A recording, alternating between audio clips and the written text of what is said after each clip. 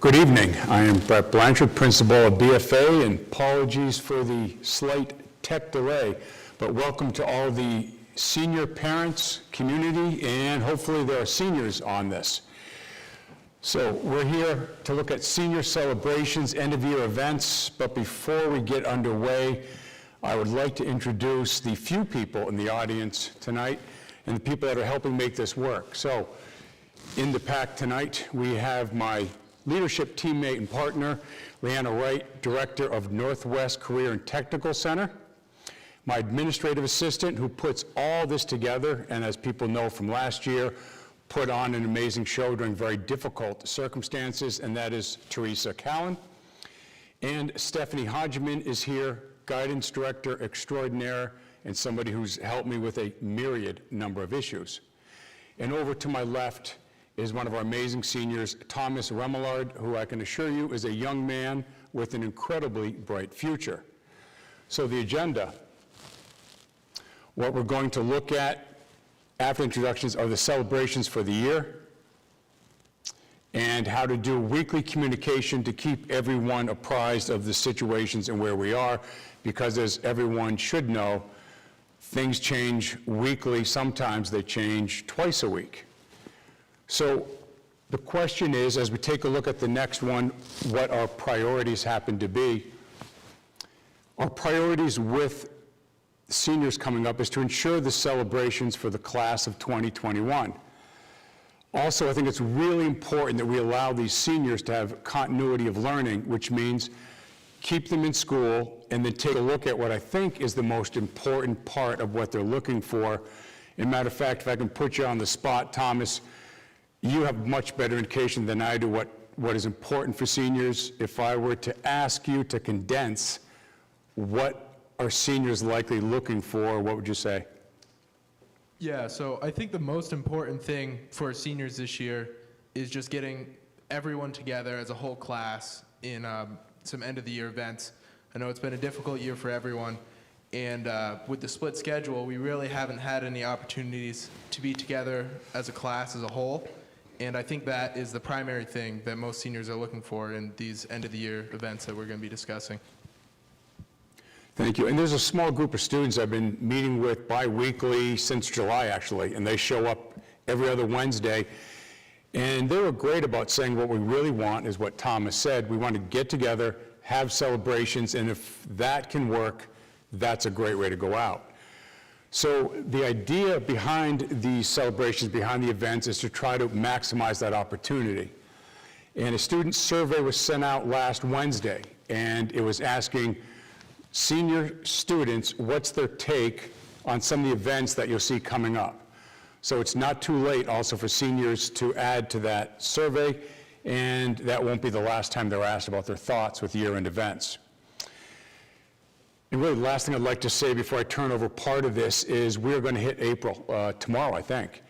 And that means there's about 2 months, and that's it. So I assure all the seniors things are going to go very quickly.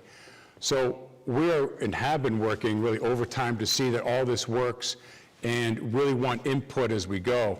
But remember, 2 months, things are quick. And so we're looking for a dynamic end of year and doing as much as we can to celebrate their success and where they are. So I'm going to turn it over to Ms. Stephanie Hodgman as she takes a look at some of the events that are lined up, understanding none of these events yet are set in stone. There's many things that we have to rely upon, not least of which happens to be the revolving state guidelines. So I'll turn it over and we'll take a look at some of these events and what the plan is. Thank you, Brett. Thank you, Brett. Can you hear me through the mic? Not right now.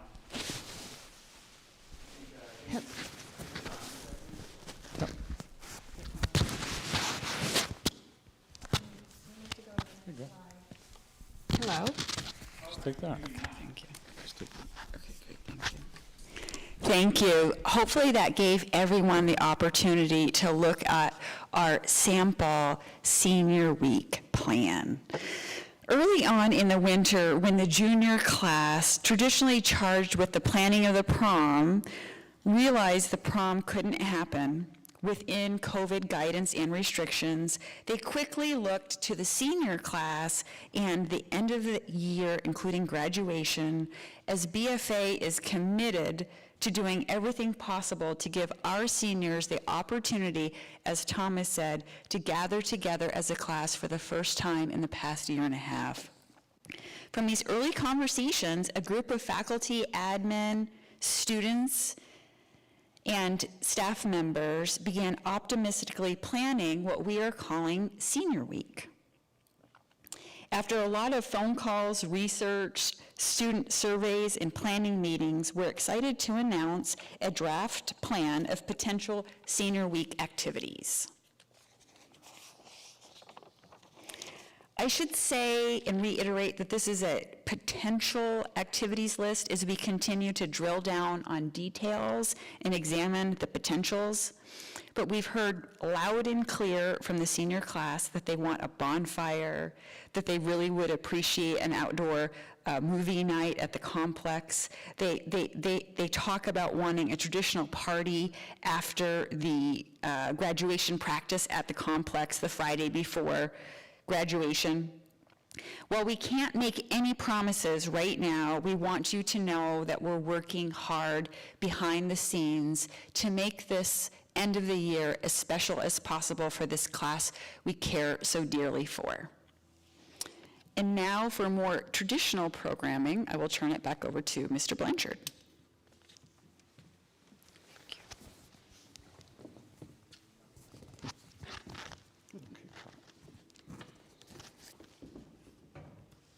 So if we look at the next slide. Thank you, Ms. Wright. So used to putting that mask on and having to talk through it, so I appreciate that. So we look at some traditional award ceremonies that we are still going to do. The first one, athletic awards ceremony, and the second, academic awards ceremony. What they're all really precipitated upon are the state guidelines. So we have to plan everything in three worlds. We plan as though we are still in the COVID world, which in many ways we are, which happens to be then how do we do events virtually should we not have control over numbers appearing live? Then we've created a kind of a hybrid model, which is if we have limited seats, how do we get a limited number of students live while still broadcasting events? And then the third, the best of all possible worlds, is how do we do a live event where we personally hand, speak, do all of that with students and make that work. Currently, it should be no surprise that we do not have the state guidelines that work for fully live events. So which means if we have just under 200 seniors, right now the state is not allowing us to congregate in those numbers. Supposedly, the beginning of May, we're going to hear those numbers change, but obviously don't control any of that. We only can hope. So everything we do is planning in three phases, and we'll continue to do so. So then we look at probably the most important event. No, we'll say the most important event, which is the next slide with graduation. And so here are the possibilities. One, a socially distanced live event, and that would be at Collins Pearly Complex. This is the goal. This is what we're working towards. And when people ask me, what are we going to do? I say we're going to have a live event, all the seniors together. It's going to have to be a limited number of tickets. Right now, it would be 4, should we be allowed to have unlimited numbers, and the distance still be required. So in other words, they're not likely to eliminate that physical distancing. So we need to plan if we have 3 feet, if we have 6 feet, and we've already worked that out.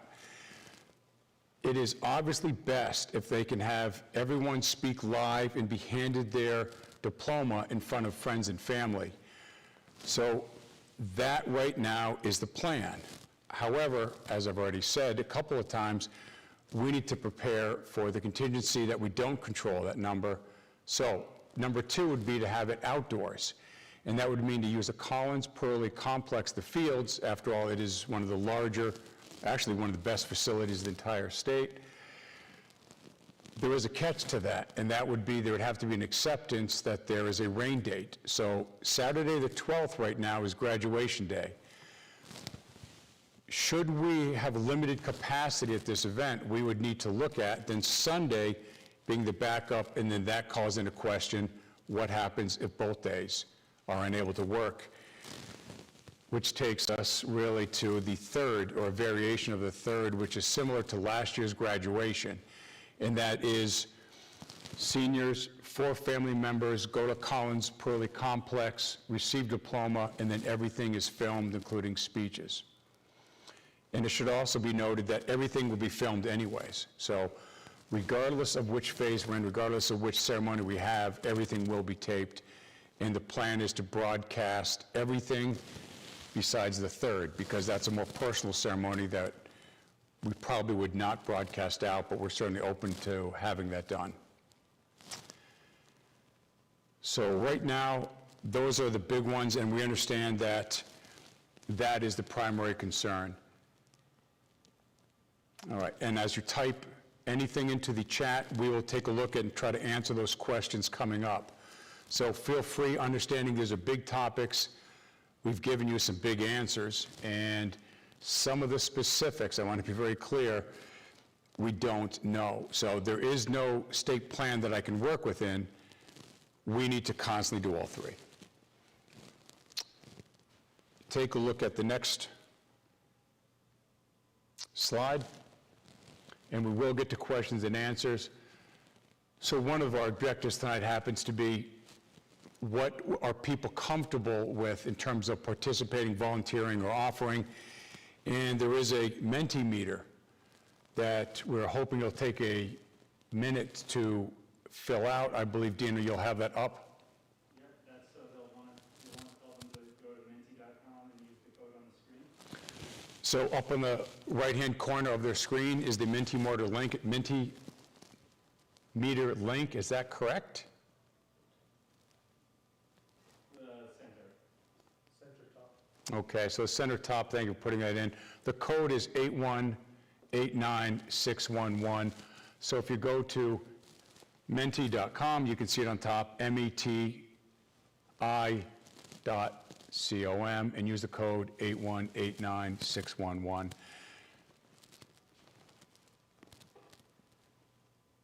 we can leave that up on the screen for about 2-3 minutes. Let people Okay, so, and we'll also be able to quickly calibrate those results and let those be known.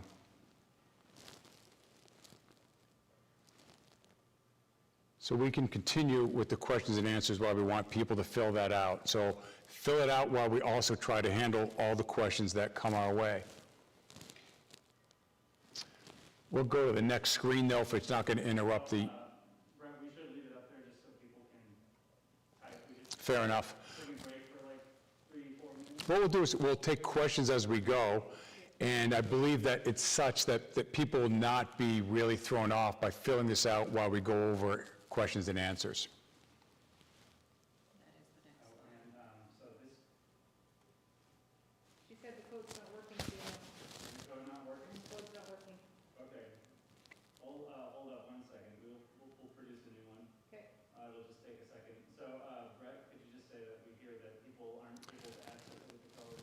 So my understanding is that code might not be active right now, so we are switching that over to make sure it is. So be patient with that.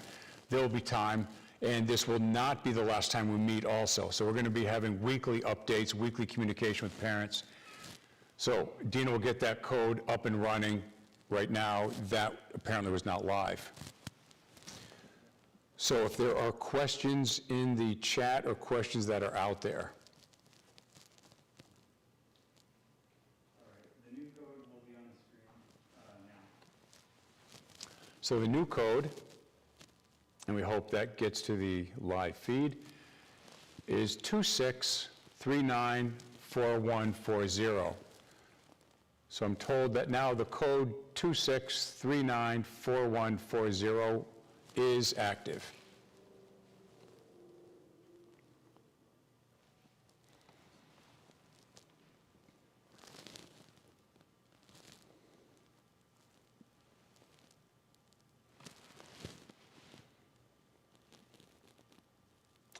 So do we need to leave that up as we proceed?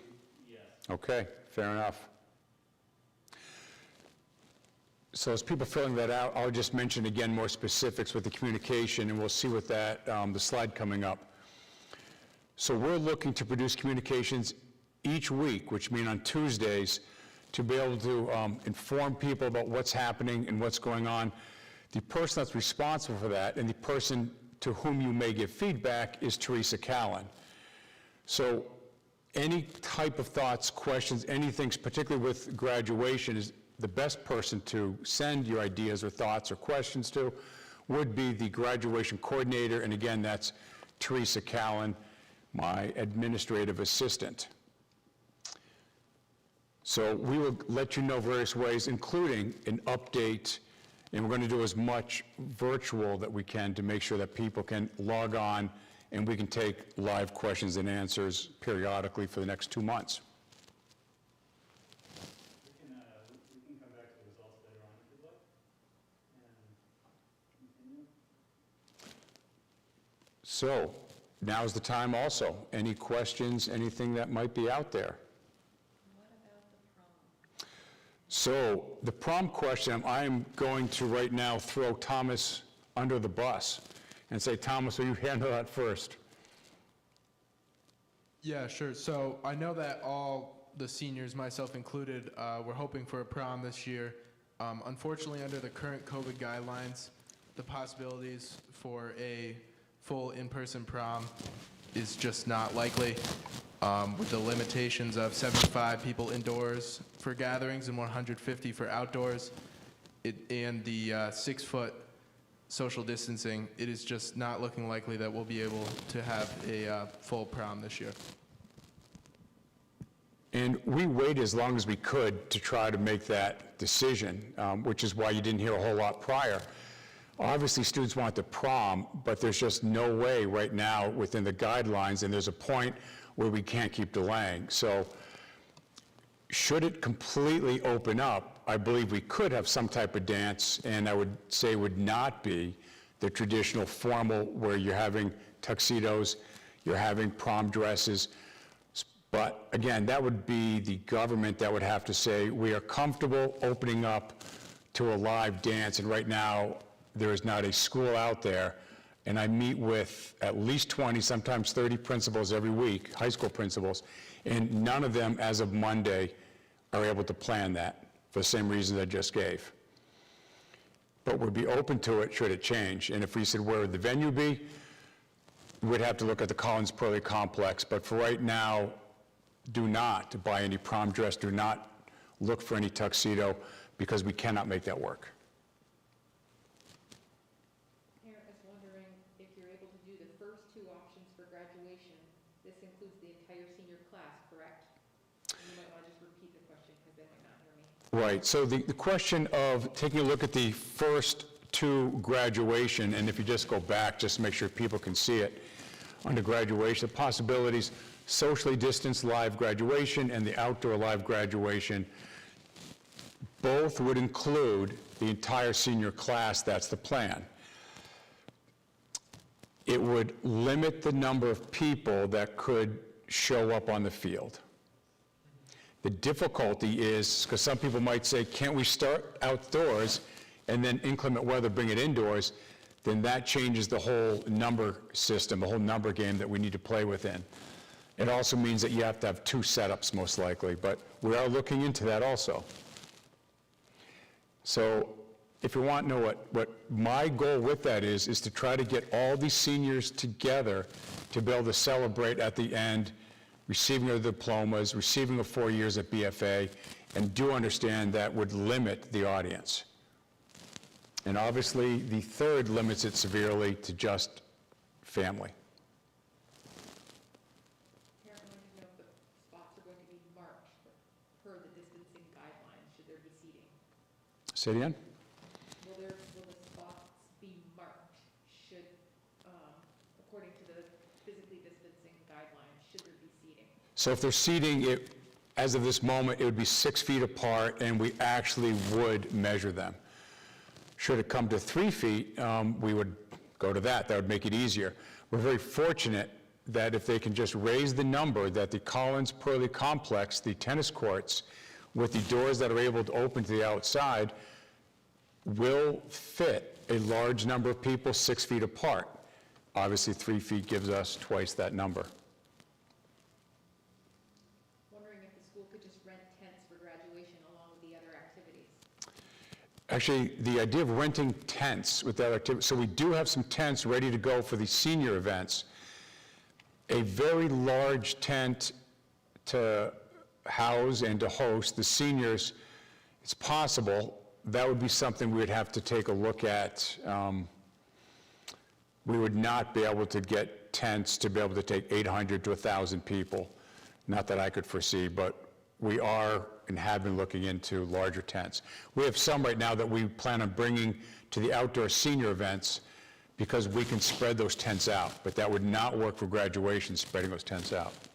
And we do have somebody looking at the issue that was just mentioned, a large tent so all the seniors could be covered for an outdoor graduation.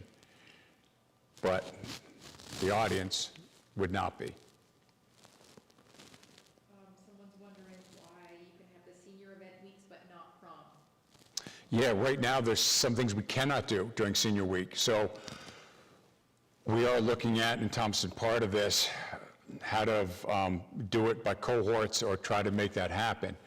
So I will agree, a lot of this is dependent upon the state relaxing the guidelines. And outdoor events have a higher number, so we'd have to look at how many would be attending and make that work. So, yeah, it is still tricky. Yeah, I would say too on that, our ability at this current moment to do outdoor events, as far as the ones that were discussed for the senior week, those are much easier than a traditional indoor prom would be. Like Mr. Blanchard said, the numbers are higher for outdoor events, so that is why we've been looking at it. And there's also a chance we could space them out enough to be able to meet state guidelines that in excess of 150. Understanding, again, that gets very tricky, but we're looking at all that. I would head to the data right now, see if there's All right, we'll take a look. So taking a look at the Mentimeter, really appreciate, so we have almost, not quite in thirds, donate goods. I can say on behalf of seniors that would be amazing and that they would love to have a variety of goods.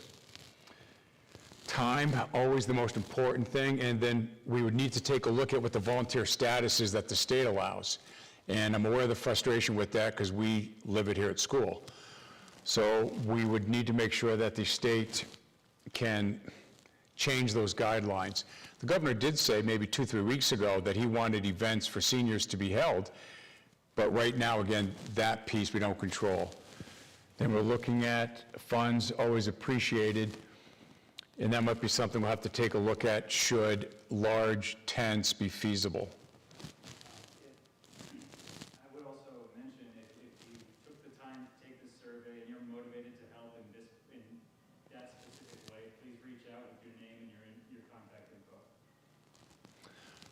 So one of the things just been advised, which I agree with, at the end, we're going to show Teresa Callan's email and then ask you to reach out. You just say, I'm available to do the following. This gives us a rough breakdown, which is nice to say, okay, what do we need to plan for? One of our issues in senior week happens to be the number of adults that we need to join the seniors. So a volunteer status would be big if we're allowed to do it. And especially anything that's labeled under specific sources or services, resources,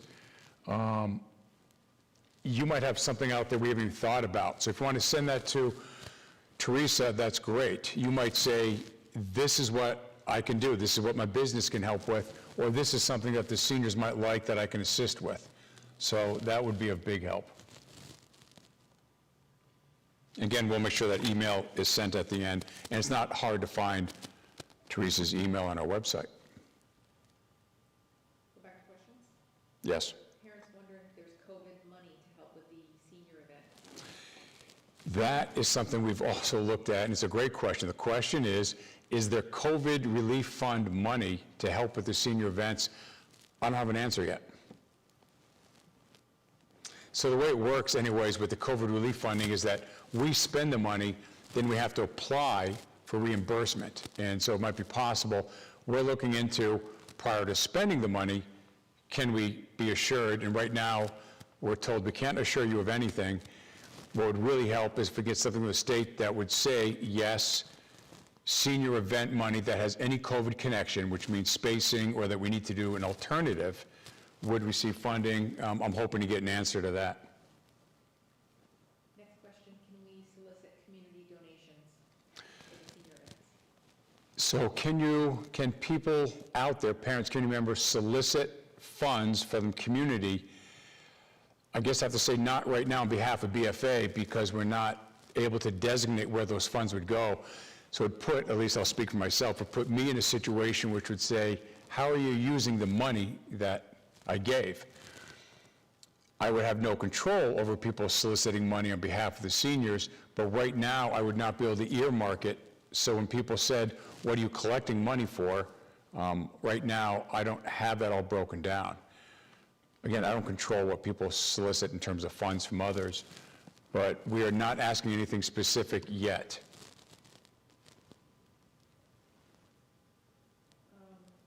Haley Putnam is asking, what about fundraising? I think she means having a fundraising night. Is that what you guys are saying? Yeah, so there's different fundraising activities which have also been limited. So having a senior event, fundraising event, is possible. If you have ideas for that, that would be terrific to send to Teresa. So there are some things, some odds and ends. I'll give you one that I don't really see a lot right now, but my understanding is, for example, a car wash. I know that's nothing radical, but that is something that you used to see all the time in the spring. And as the weather does change right now, and people really do want their cars washed, I'm just surprised I haven't seen those out there yet. But I'm sure the seniors have probably been thinking about that.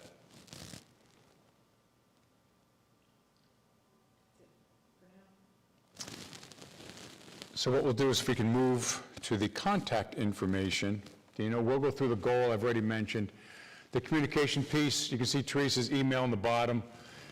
One word, tcallan, TCALLAN @maplerun.org. And this is just the first of what will be over the next 2 months, weekly communication. I'll say that again because I don't want any sense that this is it, I wish I would have said, or I wish I would have mentioned. We will have those opportunities. Thomas, anything else? No, nothing particular at this time. I appreciate everyone who logged in, and will continue working towards some senior activities for the end of the year. So obviously you don't need me up here, that's what I was going to say. So thanks for joining us. Appreciate any also future work with this. I understand right now there's going to be a lot going on and a lot to really review. So I'm looking forward to also working with the seniors, some of whom I meet with tomorrow, and also getting some of their feedback. So thanks to everyone for being here, showing up tonight, and look forward to seeing some of you before long. Good night.